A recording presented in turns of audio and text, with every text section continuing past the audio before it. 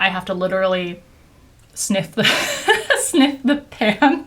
Hello everyone, we have another new drugstore makeup release that I'm going to test all day for you and give you a review of.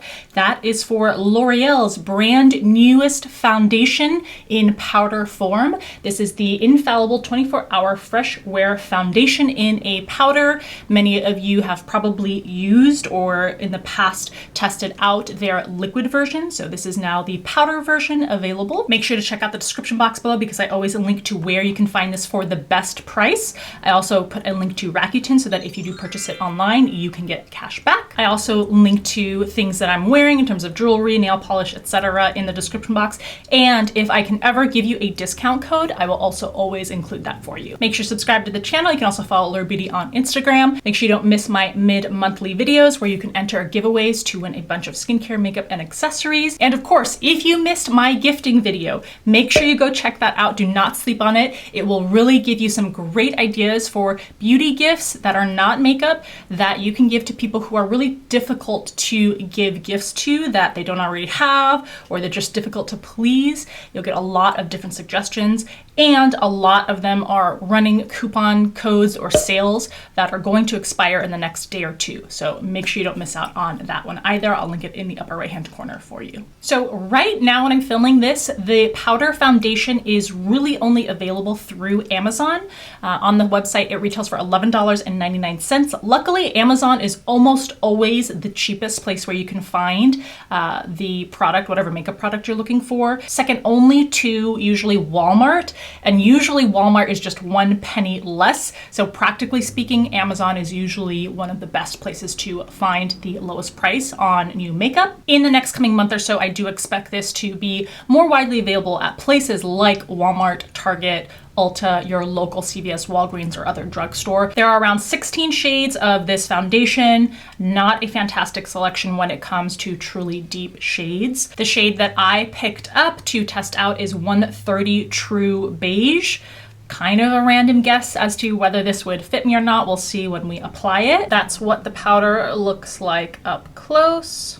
It's a clear lid, so if you were in person, you could maybe get a better idea of what the actual powder looks like. Snaps shut, and it looks like there's another compartment, yep, underneath, which I never really end up using, but if you took it on the go, it'd be great to have this mirror, and you have a sponge too. Now for the price, you get 9 grams of product. That's 0.31 ounces. Let's go ahead and dive into what this claims to do and give you so that we can test out those claims. So L'Oreal says that this provides full coverage with a natural matte finish, blurs, evens, and smooths skin. Weightless, creamy texture fuses with skin upon application. Color remains true throughout the day without drying or fading. Matte finish for up to 24 hours and suitable for all skin types, oily skin, and acne-prone skin. And in the promotional images, it also claims to be waterproof, sweat and heat proof, to control shine, not transfer, and again, suitable for oily skin. So that's a lot of different claims. Let's go ahead and I'll jump back in time to a bare face, and I will start showing you the initial application, finish, and we'll go throughout the day and really test the claims for this new powder foundation. For my face, I have done my skincare routine, so that means my moisturizer, and I have applied my sunscreen. This time I used the sunscreen from Ulta MD, so that's the only thing I have on my face. I don't have any sort of primer on or anything like that. I'm gonna take a fairly densely packed but very soft kabuki brush. This particular one that I have is from Kiko Milano. I have no idea if they still sell it. So I'm gonna swirl my brush in.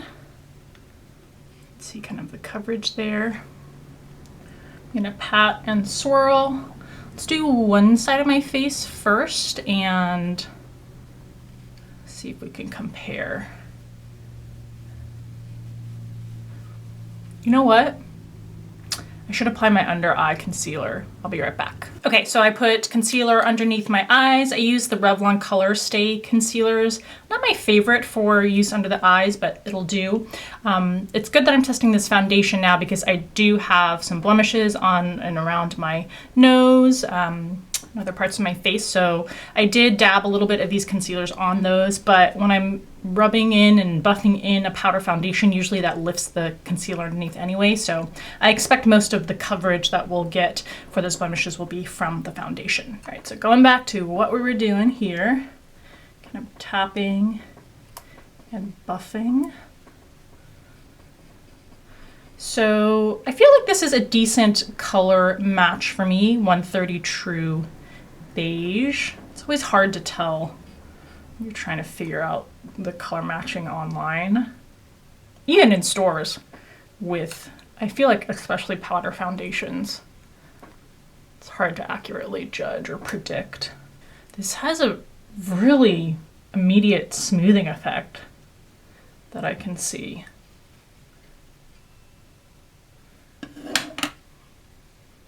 And I am also getting a decent amount of coverage.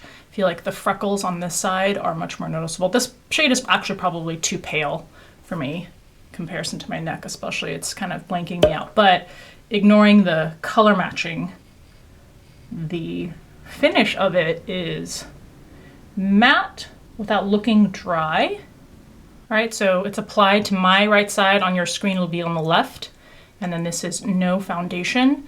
You can definitely tell it's much smoother kind of coverage that you're getting from this side compared to this side. It does have a mattifying effect.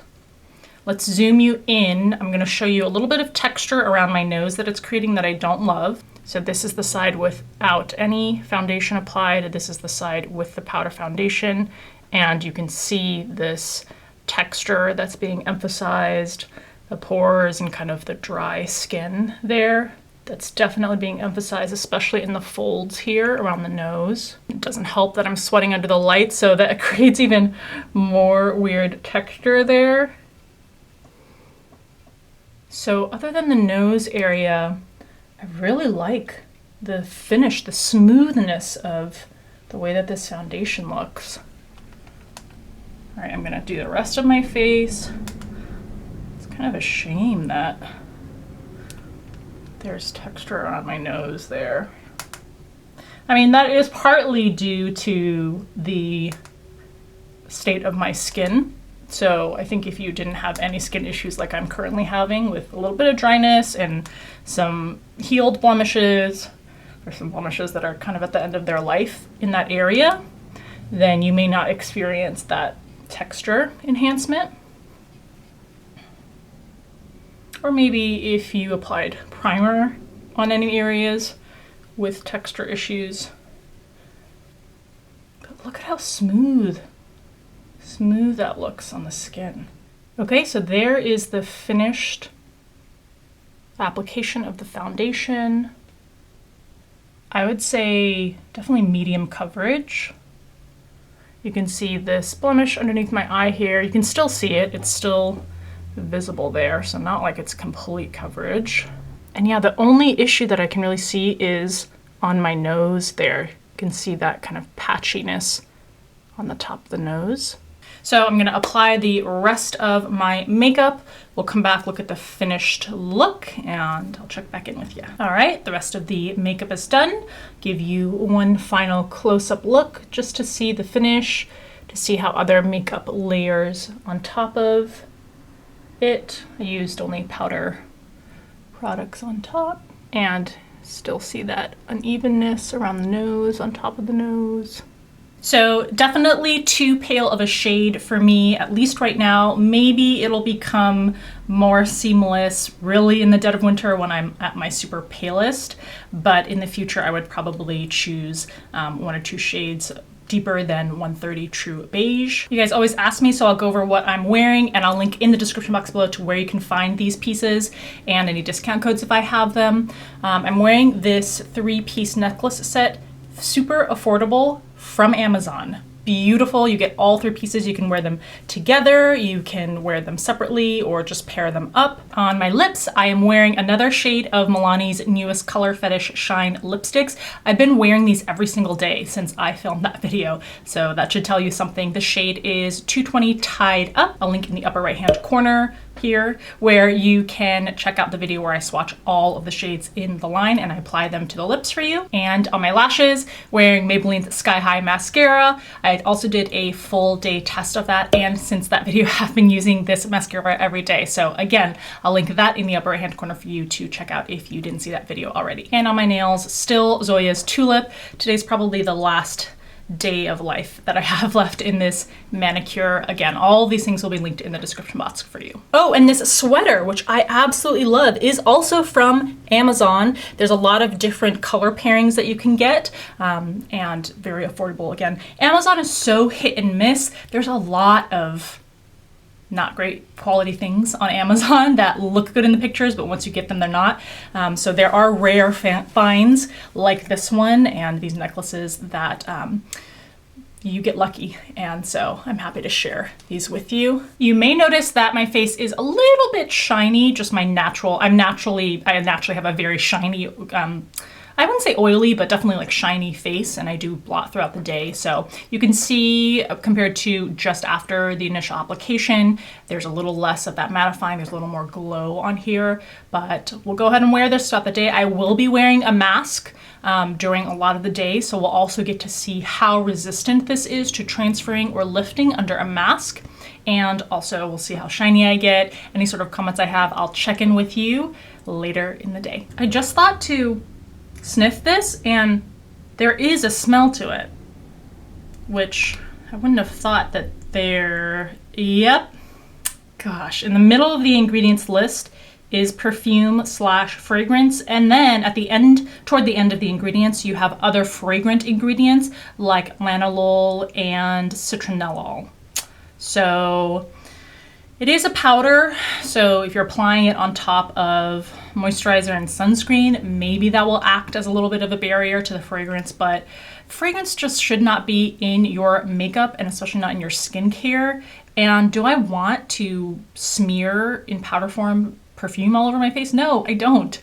So, I mean, the scent is not super strong. I have to literally sniff the sniff the pan in order to pick that up, but it is in the middle of the ingredients list, so there is a decent amount of it in this product. That's definitely, in my book, a knock against the formula. Okay, this is about 1 hour after application, and I wanted to show you what it looks like in natural light. I've never done this before. This is so fun. So you can definitely see that my natural oiliness and shininess is coming through. Actually, on camera, I look a lot more greasy than I feel like I look in the mirror, but that's how it appears in natural kind of diffused lighting. So I can't say that I agree with any of the oil control claims, but looking up close, the makeup or the foundation is holding up just fine. Doesn't seem to be breaking down or fading. It is only about an hour after application. And of course, that same texture enhancement on the nose. I didn't add any extra concealer to conceal these blemishes, so it's basically only just the powder foundation because I wanted you to see how well it covers and how it wears off on those spots if it does. All right, I'm back at the very end of the day. I've been wearing this foundation for more than 8 hours straight. I've not touched up at all. I've also been taking off and putting on a mask throughout the day, and my thoughts are that this foundation has held up very well. You can see that I am pretty oily and shiny. Usually on my typical day, I'm blotting throughout the day to minimize that shininess. I didn't blot one time throughout the day to really see how the foundation held up and whether it really had any sort of oil control. So I guess I'll start with the negatives. As you've already heard me say, the fragrance in there really is completely unnecessary and is potentially irritating and damaging to the skin. The texture on the nose area actually has reduced now because my natural oils have actually smoothed it out a little bit. But depending on your skin tone, if you already have dry skin or just normal skin, then you may see no improvement in the texture area. But also keep in mind that that texture may be unique to the fact that I just have more textured skin right now on that area of my face, because I didn't have any other issues in any other part of my face with this foundation enhancing flakiness or texture. Other negative is it does not effectively combat oil. You saw from when I checked in just an hour after application that the shininess was starting to show through, and then definitely now I'm pretty freaking oily. So there's no long-term oil combating or shine combating with this foundation. Now, is it any worse than any other powder foundation that I've used? No. So, I mean, I guess in a sense it's not really a knock on this foundation because I don't really expect any powder foundation to have that effect on my skin or to be long-term effective in that way. Let me zoom you in and we can see up close the texture. So I've seen virtually zero fading in the coverage of the foundation. It still looks very smooth on my skin. You know, maybe just minimal wearing where I'm more oily or in the nasal labial folds here because the skin moves in those parts, but you can still see it's very smooth. So it's worn very well throughout the day. There's a little bit of removal where my mask sits at the edge and connects over my ear. But again, that's not a knock on this foundation. That's just completely expected. And then hopefully you can see at the top of the nose, it's actually kind of smoothed out a little bit with the mixture of the oils on my face. So you can see super shiny, but other than that, looks pretty freaking good. So the positives are, I think it wears really well throughout the day. It does impart a immediate noticeable smoothing of the skin and gives you nice coverage. I wouldn't say it's full coverage, but it does give you significant amount of coverage and does, I would agree, kind of meld with the skin. So overall, I do have good thoughts about this foundation. I wish that it didn't have that fragrance. And personally, it's something that I would blot throughout the day, but I'm impressed by the longevity of it. So let me know in the comment section below what you think, if you've tried this foundation, if you're interested in trying it, especially if it goes on sale. I would absolutely say that this is a great affordable option from the drugstore. Just make sure you apply moisturizer, sunscreen, and maybe even primer underneath to try to remove the contact of the fragrance directly to your skin. All right, I hope you enjoyed this video and that it was helpful for you. Please give it a thumbs up if you have a chance. As always, thank you so much for taking the time to watch, and I'll see you in the next one.